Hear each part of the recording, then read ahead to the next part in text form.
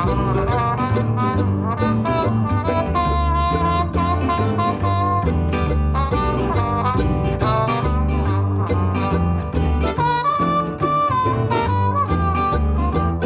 hello there. This is On The Ledge podcast. I'm Jane Perrone. It's 2023 and we're still talking about houseplants.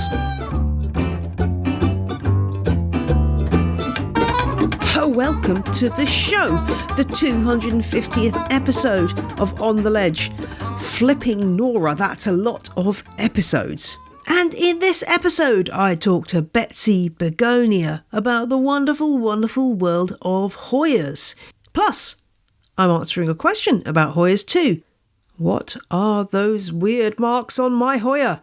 Stay tuned to find out.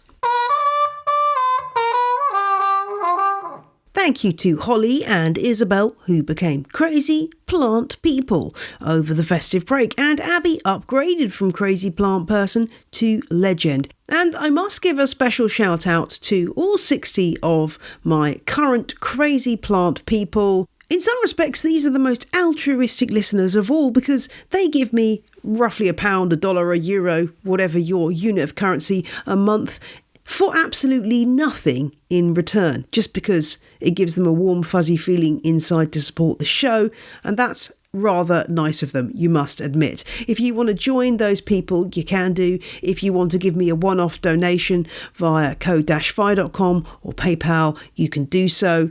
Many podcasts have a whole team of people behind them, but it is literally just me and my assistant Kelly, who works for me 4 hours a week. So it's a skeleton team. Any bits of cash you can throw our way would be welcome. If everybody who listened to the show gave me £1 a month, then I would be able to do incredible things with the show. So just think about that if you have the opportunity. And of course, if you don't have the funds, absolutely fine. There are loads of other ways of supporting this show. Give me a mention on Twitter or social media of any kind. Tell your friends and share the On The Ledge love. And also, just to say, my newsletter, The Plant Ledger, came out today. You can go to janeperrone.com/ledger to read that and all the back issues, and also to subscribe and get your free guide to dealing with fungus gnats.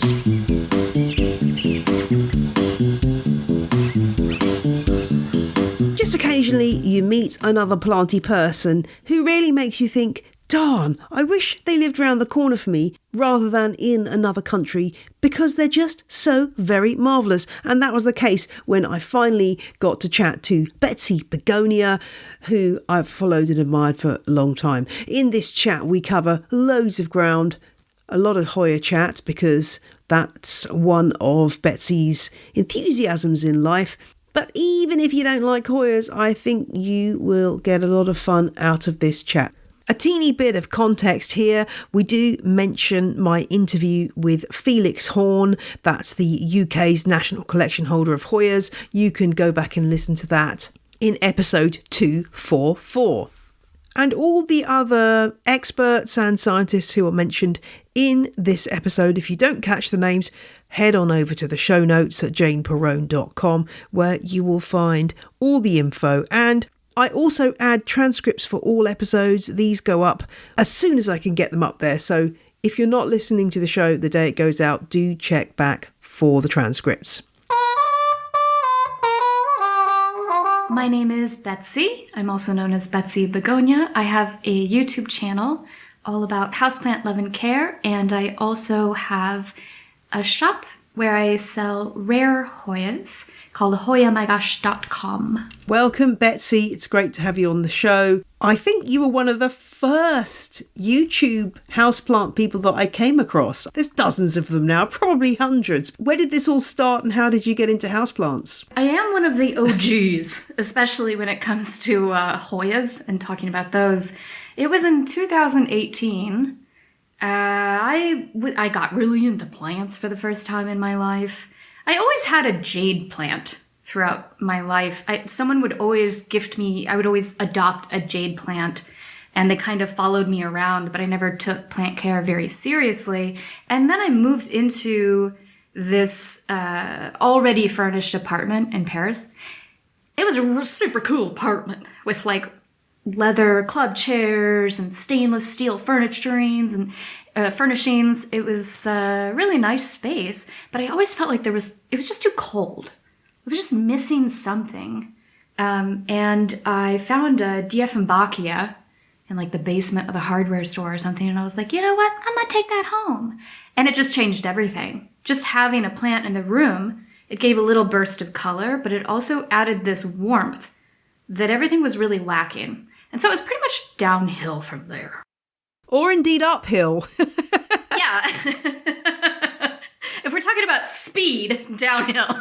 It's amazing how that happens. And even though I've been growing houseplants for many, many, many, many years, I still feel like this exponential growth of the past, since I've had the podcast has been quite something. And it's only just kind of settling down now. And you find yourself buying plants that you just regret for reasons of like, why my my boutique collection of houseplants has suddenly included this plant, this kind of outlier plant that's completely different from everything else I grow, needs completely different care. Why did I buy this? Maybe that's just me. But I'm glad to have another Hoya lover on the show. I'm unembarrassed to say that, this show is probably a little bit Hoya heavy, but that's okay. Most channels have become Hoya heavy. There's something about them. Yeah, and I feel pleased that I was kind of there like you were before they kind of got trendy, when they were still kind of rejected as something quite old-fashioned, I guess we could say. Yeah, I didn't even know that there was a sort of houseplant culture. I had bought that Dieffenbachia, but I didn't know what it was. There was no label. And so I went on Reddit, and I think it was like, what's this plant? Something like that, some subreddit dedicated to identification. And I asked, and a few people told me, oh, it's Dieffenbachia. Hey, by the way, you should come on over to the other subreddit, r/houseplants and r/plant clinic. And I was like, whoa, there's like a whole community of people who just enjoy plants and share photos of plants. And that's really when it started. And then, I had Maranta and Pothos, and I started on, the easy stuff. I didn't move on to the hard stuff right away. But then I started to get into Hoya, and that's where it all really kicked off, because heck, my goodness, you've got a plant shop now. I mean, did you ever envisage this would be the scenario? No, and in fact, when I started the channel, people would often ask me if I wanted to have a shop, and I was like, no, I have a full-time job. This is just something I do for fun. The YouTube channel was really just for fun. It was my hobby. I liked to make people smile and laugh. I liked to be goofy. And it was inspired because I was watching some plant YouTubers. I think it was mainly like Danielle Tells, because she was talking about Hoyas, and a couple of others that I can't remember. But I thought, what? Like, I feel like somebody could do this and make it more fun. Like, this needs to be more fun and maybe a little bit funny even. And so that's kind of what propelled me to start my own channel, and just try to change it up a bit, be goofy, make people laugh. And that was very fulfilling. And then suddenly it exploded because Jenna Marbles mentioned my channel on her houseplant tour video. Now, Jenna Marbles, I'm an old lady, so like this, she's a famous, my kids have just been laughing at this point. She's a famous YouTuber, isn't she? You are not much older than me. Yes, she was like an OG. I can't believe I'm using that term twice. She made YouTube videos a long time ago. And I remember when I moved to Paris in 2011, gosh, was I lonely. I was so lonely, because you think, you have this idea like, I'm going to move to Paris and everyone's going to love me and I speak the language perfectly. That's absolutely not how it ever goes. And so I would just sit in my little chambre de bonne, my little apartment, and I would watch Jenna Marbles' videos. And it's, you get that parasocial relationships thing going on. And it was just so nice. Her videos really lifted my spirits, and I watched her all the time. And it just felt like so full circle for that to happen years later. I think it was 2018 or maybe early 2019 that she did like a houseplant tour in her home, and she gave my channel a shout out. And I was just like, oh my gosh. Like, she gave me so much, and now I'm giving to her too. Full circle, I love it. And I like what you said about comedy as well. Now, I never intended to make my podcast funny, but I have had a lot of reviews where people say, Jane, you really make me laugh. And it's been quite rewarding, because my husband is the joke cracker. I can't ask me to tell a joke and I cannot tell a joke, but apparently, maybe it's just Americans like who find British things funny. I don't know, but I have, been complimented on people finding the podcast quite entertaining and funny, and I think that's something that as you say, we're kind of somewhat missing in the houseplant world. I had a daydream the other day about doing like a stand-up routine about houseplants. Would that be crazy? I can see you doing a brilliant stand-up routine about houseplants, actually. I have had people say that, but I thought, you know how niche that is? It's so niche. Audience of 2. Exactly. Well, I don't know. If there's demand out there, then maybe we'll hear from people and, we should make it happen. But I don't know. I mean, then again, I think, men feel the right to stand up and do stand up about all kinds of niche things. I don't know. There's probably very niche stand-ups. I don't know. Just throwing it out there. Yeah, I could do a 2-man show with Mira from Basie Plants. Yeah, I mean, I think there's potential there. There is potential. But anyway, we're going off on a tangent as usual. Let's keep talking about Hoyas. I mean, it's quite a big jump from growing Hoyas to then going down the route of opening a shop. How has that been? How has that been treating you? I decided last year that I was already selling Hoyas to people. I put a post on Facebook or something, or if I just knew someone who was collecting Hoyas, we could do an exchange, things like that. But I decided I just wanted to do it all above board and create a website, because it's such a hassle to develop relationships and sell plants on Facebook. Everybody wants to haggle, and you have to keep track of everything. You have to post photos every single time. And I thought, this would just be so much easier if I had a website. And if I had a website, I could write the content for it, because I really enjoy writing cute little descriptions for each Hoya and giving some information about the care requirements, etc. So it just seemed like a really wonderful project for me, and I just decided I wanted to be the main Hoya boutique here in France and specialize in the more rare varieties of Hoyas and things like that. And I imagine that there's a ripe market for it because Hoyas are so popular. Do you ship just in France, or are you shipping overseas too? I ship throughout the entire EU and to Switzerland. And Liechtenstein, for anybody in Liechtenstein. Well, all my Liechtenstein listeners will be delighted about that. I'm so happy. Because those countries will accept the EU passport, the plant passport, so I can send there. And then hopefully in the spring, I will start shipping to the UK and Norway. And I would like to start shipping to the US. Canada is a little bit more complicated because Canadians have to apply for a permit, and then they have to send it to me. I got to sign it, send it back to that, I know there are a lot of Americans who are begging me to send Hoyas to the US. So hopefully in the spring I'll be able to do that. But right now it's just the EU. You're into the rare Hoyas, but I know that you're not snobbish about your Hoyas too. Give me some favourites from your collection.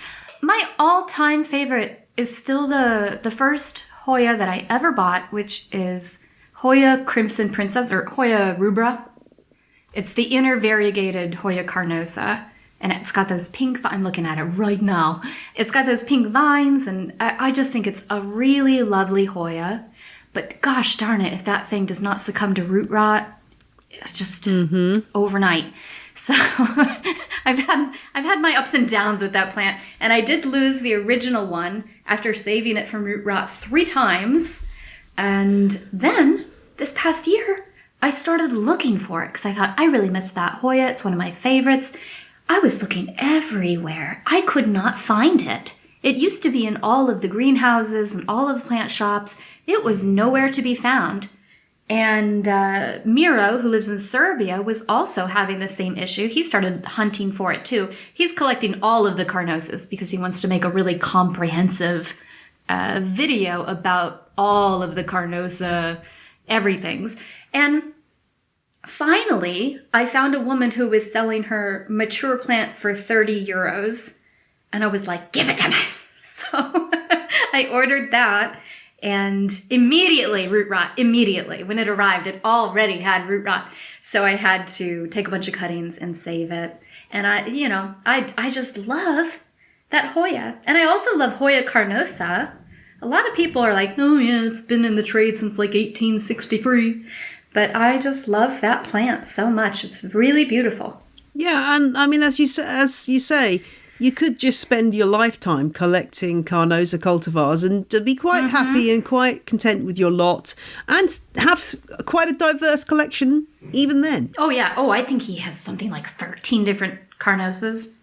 So, yeah. Oh, I also have Carnosa Brazil somewhere, but that's a cute one. It looks a lot. What's Carnosa Brazil? I've not come across that. It looks a lot like the Rubra, the Crimson Princess, but the leaves are a little bit pointier and they kind of curl inward. They're quite pretty, and when the new leaves come in, they're very pink. Or the parts that will eventually turn white come in very, very pink. Super adorable. One of the things I talk about when I was researching Hoya carnosa for my book, one of the things I talk about is the fact that Victorians like to wear Hoya flowers generally, I should say, as buttonholes. And I'm trying to reignite this. So maybe this is something I can get you on board with your sense of French style and everything. So you just need to get yourself one of those buttonhole holder things. I've got a sterling silver one, which I'm rather pleased with, but you can just buy, I think you can buy ones made of all kind, plastic or whatever. Wait, it's like a brooch? Yeah, it's like a brooch. And then you have it's like a mini vase that you wear as a brooch. And then you have to then take cute. The only downside is, from a Hoya's point of view, you're basically cutting off a peduncle. But if you can spare one. Well, I just did that today by accident. Yeah, you can cut off your peduncle and then there's various things that they sort of mix it with, or you could just have the Hoya, and then I just sort of wrap it in a teensy tiny amount of like a ribbon or something, just to moist ribbon, and then stick it into this vase brooch thing, and there you've got your buttonhole. I'm hoping to revive this. I don't know how successful I'm going to be, but that's my plan. What I'm really into are enamel pins. Every order that I send out, I always put a little enamel pin in with it as a little gift.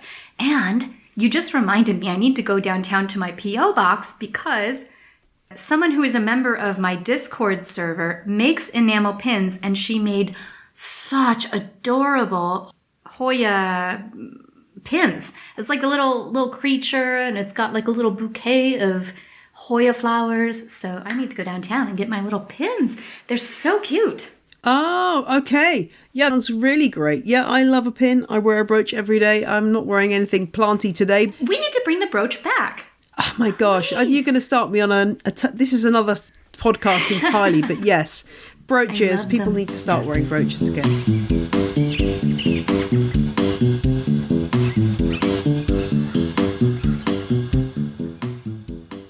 More chat from Betsy soon, but a Hoya question before that, and it comes from listener Jonathan about a Hoya, you guessed it, and this plant, which came to Jonathan as an unlabelled Hoya. I'm guessing that it is Hoya carnosa Crimson Princess, or as I think it's possibly more accurately known now, Rubra.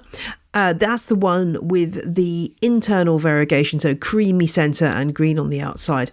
I think it's that one anyway. I wouldn't bet my life on it, but it wasn't really the ID that Jonathan was looking for. Jonathan has a question about marks on the leaves. He has seen small silvery patches on some leaves, but not all of them, that can be rubbed or scratched off.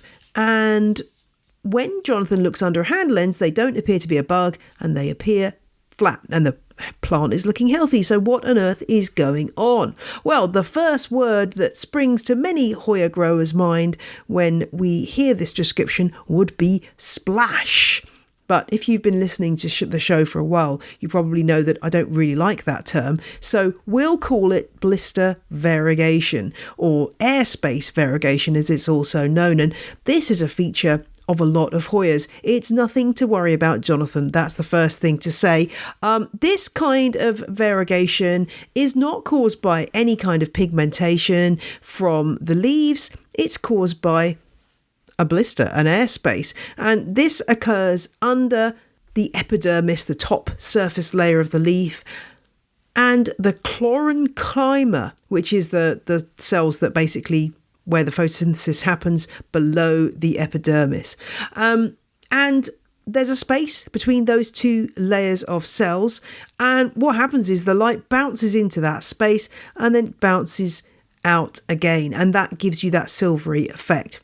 And blister variegation is interesting because it doesn't affect photosynthesis as far as we know. Generally, the plants have exactly the same amount of chlorophyll as they would do if they had no blister variegation, and we don't really know why it's there. There are various theories about mimicking pest damage, also whether the spaces that bounce light about help the plant to maximize the light that it has available.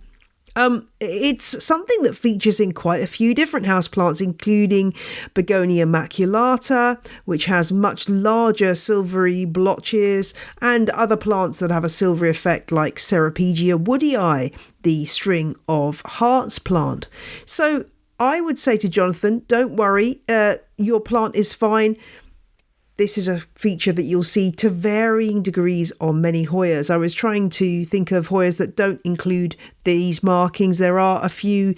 Actually, I was talking to Betsy Begonia about this off air, and she reminded me that Hoya bella is one that doesn't have any sign of blister variegation. And the thing about blister variegation is that some Hoya growers have fallen in love with these silvery marks and named them splash, and are desperate to try to up the levels of splash in a leaf via any means necessary. I have never found a way of doing that in terms of varying things like light and humidity and feeding. That doesn't seem to make any difference to how much splash is produced. I mean, possibly more light might help a little bit, changing conditions, but really your plant will decide how much splash it wants to put out, and that is that. But it's something to keep an eye on. It's easy to confuse things like splash with marks that you might get from the shed skins of pests or mealybugs, but as ever, get your hand lens out. You regular listeners will know I love a hand lens. Get your hand lens or magnifying glass out and have a look, and you'll be able to see, like Jonathan did, that they're not a bug. They're flat against the leaf and there is no problem. And if you do get up close and personal with some blister variegation, it's actually rather beautiful. So there you go, Jonathan. I hope that answers your question and puts your mind at rest. Now it's time to go back to talking more generally about Hoyas with Betsy Begonia. So I believe, though, we haven't talked about two Hoya species, which I think are among your favourites. Correct me if I'm wrong. Lacanosa and Finlaysoni. Yeah, exactly. Let's talk about those. I have neither. Oh my gosh. Oh no, I do. Do I? Do I have a Lacanosa? I gotta send you some. Well, I'm just thinking, do I have a Lacanosa? I think I might have a Lacanosa. This is when you have too many plants. See, this is where there's some confusion, because I do have something that is a bit Lacunosa-y, but I don't know if it's actually officially that. I do have something. I don't have Finlaysonii though. So what is it about those two particular species that draws you in? Lacanosa, it's definitely the flowers. I love the flowers. They have a beautiful scent to them, and it really lights up the entire apartment. Even if just one peduncle is in bloom, the smell is just glorious, and I love it, and it puts me in such a good mood. Actually, the first time that my Lacanosa bloomed, I was living in Paris. I had gone on holidays, and so I had a couple stay in my home to take care of my cats while I was gone. I used to use the website Trusted House Sitters, not a sponsor, but hey. And when I got home, my whole apartment smelled like perfume. And I was like, what did they spray? And I was almost like upset and angry. Like, what is this perfume that they decided to spray in my home? And then I found my plant and I was like, oh my goodness. And my whole demeanor changed. I was like, oh my God, it's my Lacunosa. I'm so in love. But it definitely started with the flowers of Lacunosa. And then I think I just became obsessed with them, started collecting them, and then I started seeing how each Lacunosa varies so vastly from plant to plant. And I really like that one in particular because the leaves have this, they have like this wonky personality. I mean, that's kind of how I feel about all Hoyas. Every time they put out a new leaf, it's going to look different from any other leaf on the plant for the most part. And so it's kind of like opening a present. But yeah, that's so true. Yeah. But Lacunosa in particular, like they've got the wonkiest leaves. And I just really like that. I think it's also the reason why I love Begonia, for example. It's that asymmetry in the leaf. There's something about that just, even though I'm actually kind of like an anal retentive person. I'm a little bit tightly wound, if you couldn't tell. And I like things to be in their place, and I like symmetry. There's something about Begonia and the wonkiness of Hoya leaves that really draws me in. Almost like opposites attract. Yeah, I think there is something very true about that. I mean, when I look at, for example, my Macrophylla / latifolia out of variegated, whatever the heck we're calling it these days.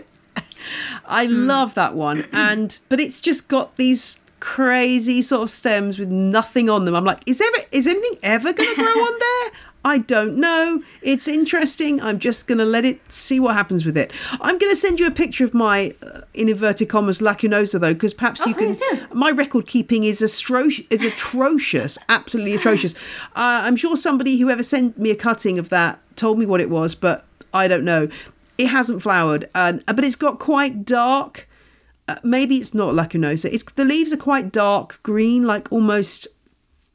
blackish, but they are very variable. You're right. Oh, maybe it's Croniana black leaves. Yeah, maybe it is, but I'll send you a picture of it. You can ID it for me. But you're right, they are a bit mysterious, I think, Hoyas. And it doesn't even stop there. It also goes into the naming of these species and these hybrids. It's just an absolute nightmare of sorts. And actually, that's a lot of the reason that I love them as well. Being able to deep dive and do your research and connect with people just to figure out what is the origin of this hybrid, or just trying to figure out information about them, because so many of them are misidentified or confused, or, there are a lot of problems going on with... the identification of Hoyas. Absolutely. There really is, there are levels of mysteriousness to them.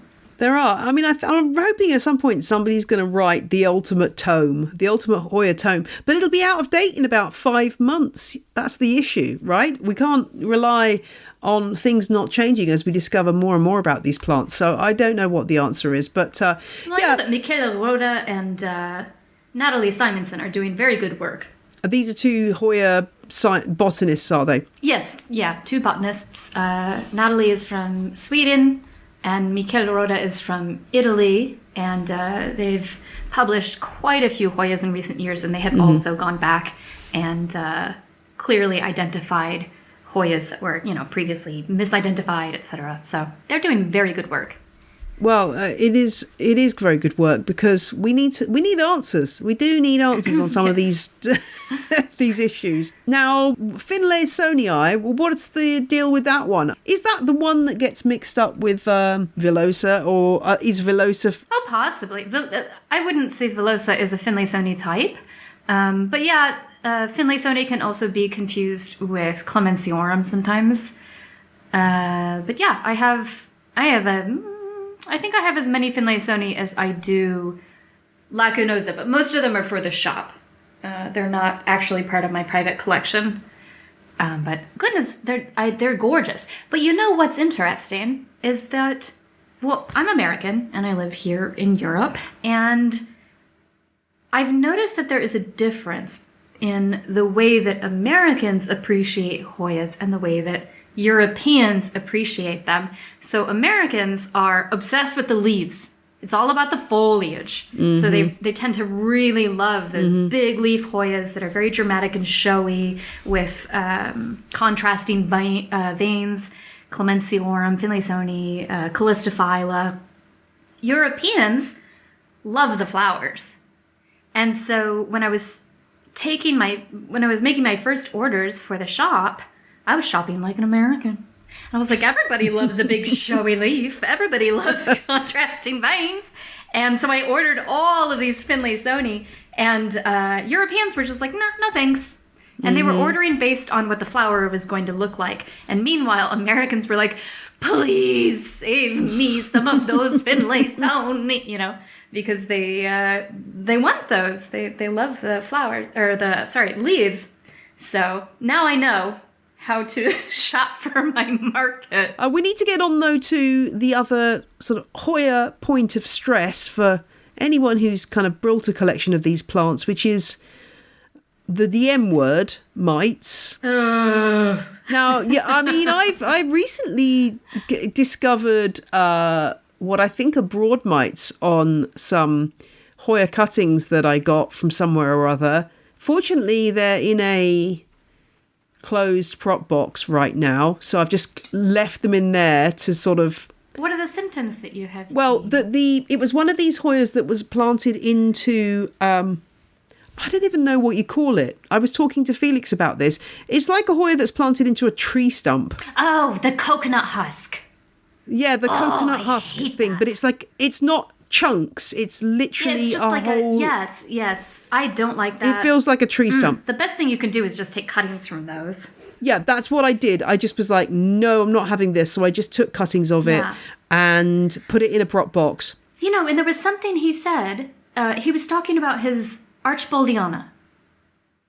And he was saying it never grows. And he's been trying to get it to grow for 2 years. I bet it's got broad mites or flat mites. I haven't seen it. Yeah. But my alarm bells were going off. Like, that's not right. It shouldn't. Yeah, that's the major symptom, isn't it? It's just no growth. Yeah. I mean, I to be fair, I do have some Hoyas that haven't grown for 2 years that I have examined with a 90 magnification lens, and there are no mites on them. So it's not always the case. But you're right. It's a good thing to check. Definitely a good thing to check. Because these mites can really hold back growth, and they are absolutely tiny. They're tinier than spider mites. I don't know what the actual kind of dimensions are in relation to red spider mites, but they are super small. You certainly can't see them with even like a ×10 magnification. Oh, the flat mites? Yes. Yeah.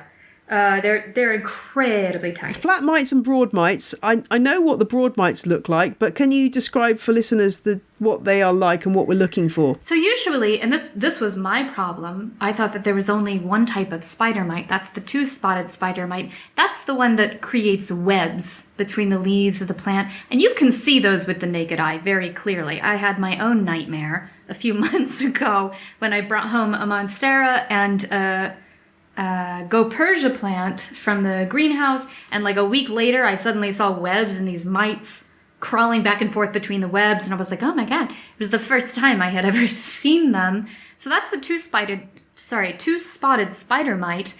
Flat mites, however, they do not create webs, and they are so tiny you cannot see them with the naked eye. The only time I ever, when I discovered that I had them, it was after I purchased a USB microscope, and I was looking at my plants under the microscope, just out of genuine curiosity, having a good time, and I discovered flat mites. They are bright red-orange colored, and in my experience, they appear all along the stem, around the nodes, and then sometimes on the underside of the leaves. And if you have a true infestation, because at this time they were not showing any, like the leaves were not showing any physical symptoms.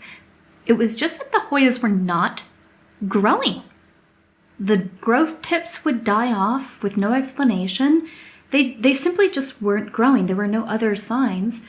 But if you do have a very strong infestation that goes on for some period of time, you will start to see kind of like the backs of the leaves become kind of scabby looking. They kind of become like a dusty beige brown color where they have, worked their quote unquote magic. But under the microscope, I found them and just bright orange. They're impossible to miss once you see them. And I know that Adam, he has the YouTube channel Not Dude and the Instagram account Not Dude. He first saw them while he was taking photos of his Hoyas with a really good fish eye lens. What is that? This is a better word for that. Macro lens. And so that's when I discovered those. And I honestly, for years, had absolutely no idea that I had them. Then when the broad mites, I had a Hoya-themed. I had it since 2019, spring 2019, and it only had like 3 or 4 leaves. And it kept developing these weird little nubby growths, these little stunted growths all around the base, like the bottom node, the main node of the plant. And sometimes a little leaf would start to push out, and then before long it would turn yellow and fall off. And I thought, what on earth is going on? This plant is just so stubborn, it never grows. And it stayed the same size from 2019 until earlier, I think January this year. So quite some time. And finally, because the Swedes were aware of this, a Swedish woman, Emily, told me, you know what that looks like? It looks like these, I don't remember the Swedish word. God help me, I could not even pronounce it if I tried. But it looks like broad mites, basically. And that's when I found out about broad mites, and I was able to put it under the microscope and find them. They are so difficult to spot. You have to know exactly where to look. And they're very, very hard to discover. But yeah, if you're getting little nubby growths where it looks like a stem started to come out and then it just kind of stopped and hardened over, that is a very clear sign of broad mites. And I will make a video about it soon, but I've been I've been talking to the members of the Hoya Stemma Journal Facebook group because they did a write-up some time ago about flat mites and treating flat mites. And I thought that I had the solution, which would be a warm water bath, but that's still kind of in the experimental phase. So, yeah. Yeah, there's no easy answers. I mean, I know that I recently read something from Doug Chamberlain in the US, Vermont Hoyas, as he is known, about his own flat mite epiphany. Yes. And I think he made a video about treating with sulfur. Yeah, the sulfur solution seems to be a popular one. I think there's isn't there an orchid grower who's using a sort of mineral oil spray? Is it Orchid Girl? It might be Miss Orchid Girl. Yeah. Yeah. Oh, I love her. Oh, so I mean, I haven't done anything yet. I've just left the. Well, the thing about the sulfur, the reason that I don't like it, but I think I'm going to have to resort to it eventually, is that it leaves this scummy, crusty white residue all over your leaves. And when you're somebody who has a shop and you depend on photographs of your plants in order to sell them, that's not exactly what I want. But the other thing that I really want to emphasize, sulfur will work against flat mites and broad mites. It will. But you have to spray the plants with the sulfur every 7 to 10 days for 8 weeks, because the sulfur does not destroy the eggs. So you're not destroying the life cycle of the mite. And I just really want to emphasize this because we do not want to create a sulfur resistant strain of flat mites. So it's very important. And I remember Doug made that video and I told him, I'm glad that you treated once, but if you really want to get rid of them forever. You have to treat this many times and this. And he said, well, it's too much of a hassle. Like what is this hobby anymore? And I thought, well, it has not always been a headache. But I just really want people to understand that we do risk creating a resistant mite strain, which would be an entirely new nightmare. Yeah. Yeah, that's a worry, isn't it? I hadn't thought of that. Oh, yeah. It may well be keeping me up at night. I mean, I think the mineral. I presume the same's true. Please don't lose sleep. I presume the same is true with the mineral spray that you're probably going to need to. I mean, that kills the eggs, though, doesn't it? I'll put a link to this in the show notes so people can go and have a look at it. But oh, please do. And yeah, send me the link, because I haven't looked deeply into the horticultural oil or the mineral oil. Yeah, I mean, she's got a fairly straightforward recipe on her website, which, again, I haven't tried. But it's using things that you can get quite easily, I believe, most places. Okay. I think she uses just regular baby oil. I can't remember anyway, but it's quite I remember looking at it and thinking, oh, I could do that. Okay. But if you've got a lot of plants, it's just a pain, isn't it? But oh yes, I have 500. What was working for me was the warm water bath. I even bought a sous vide cooker and I put it in a 70-liter bin. And the research shows that if you submerge a plant in water between temperatures of 110 to 120 Fahrenheit, I believe that's 43 to 49 degrees Celsius. I usually try to aim for like 44 because there's no reason to stress the plant beyond that, since that seems to work. You just submerge it for 10 to 15 minutes. It destroys the eggs. It destroys the mites in every single life cycle. And that has been working for me. There have only been a couple of plants where the mites seem to come back. And I think it was because I had made an error and the temperature in the pot was not high enough. But I also accidentally let the water go too hot at one point because I walked away and I was doing whatever it is that I do. And I came back and was like, oh my God, it's at 48 degrees. And those plants, those leaves don't look fantastic right now. They're not dead, but they don't look fantastic right now. So I'm still in the experimental phase. Once I've got it figured out, I would love to make a video about it that's very comprehensive. I may be appearing quite calm about this whole mite thing. I think it's because I've had root mealybugs.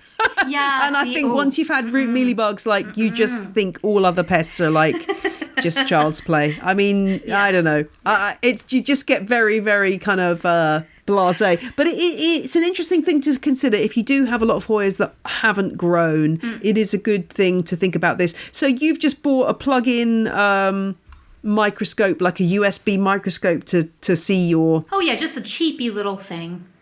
I think I paid $24 on Amazon, but it's just drop shipped from AliExpress. So you can get it for $10 on AliExpress. But it works. It works very, very well. And I can record with it.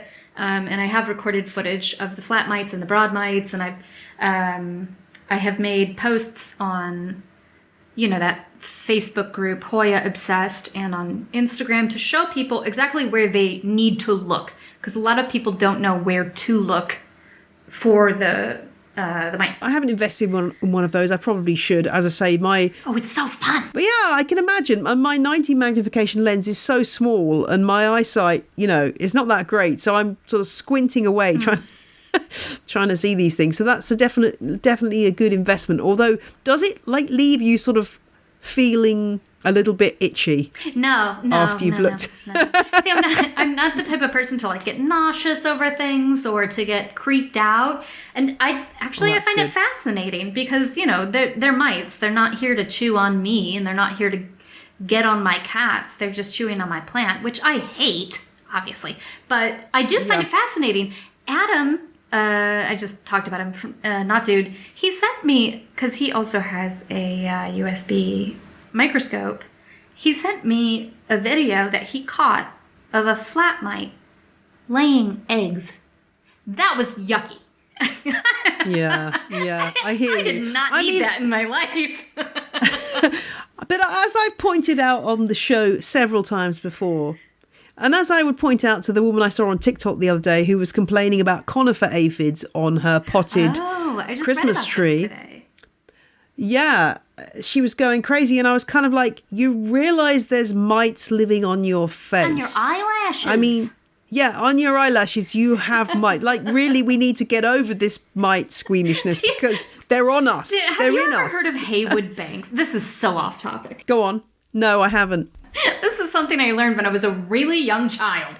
There's an American comedian who makes really silly songs, and one of his songs is about dust mites. And he talks about how the mites are like living in your eyelid. It's a disgusting song, but he sings it in such a sweet, subtle way, like it's a lullaby.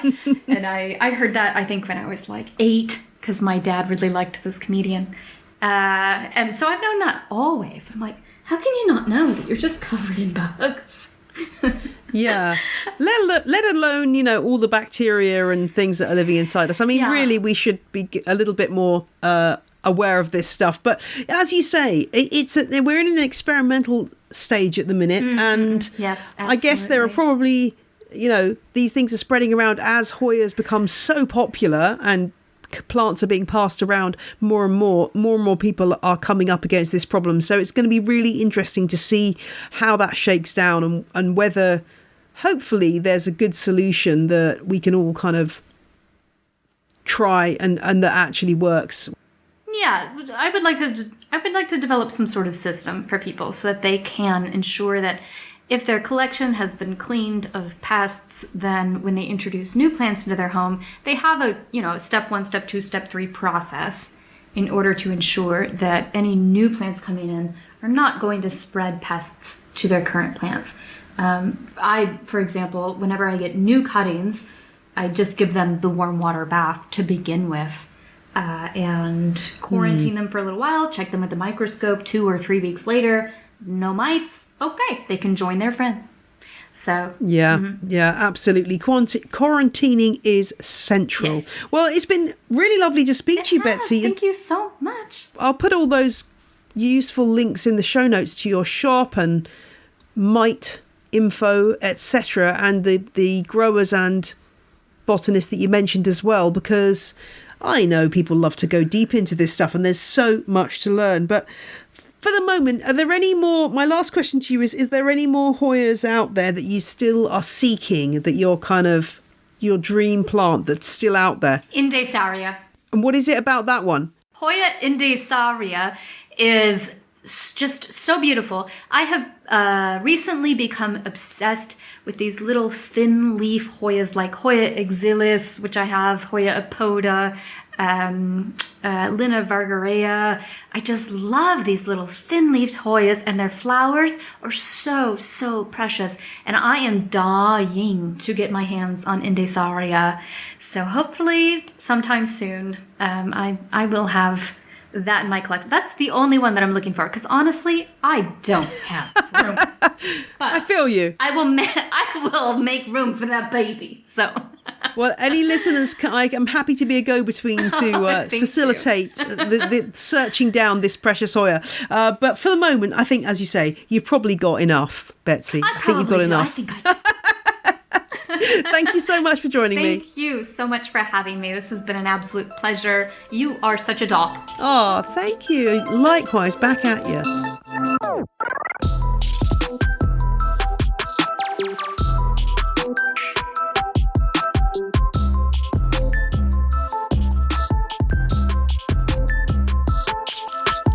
Thank you so much to Betsy Begonia, and if you want to go and find out more about her shop, HoyaMyGosh, then you can check the show notes. Also there you'll find details of her various social media, including her new podcast, Heavens to Betsy, which is not anything to do with houseplants, but delightful nonetheless, and definitely worth a listen. And that, my planty friends, is all for this week's show. Please do have a fabulous week. And I'll be back next Friday with more planty content to delight your ears. Bye.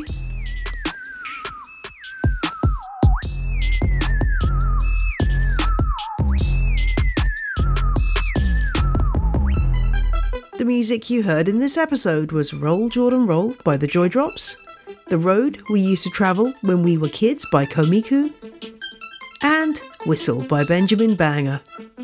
All tracks are licensed under Creative Commons. Visit the show notes for details.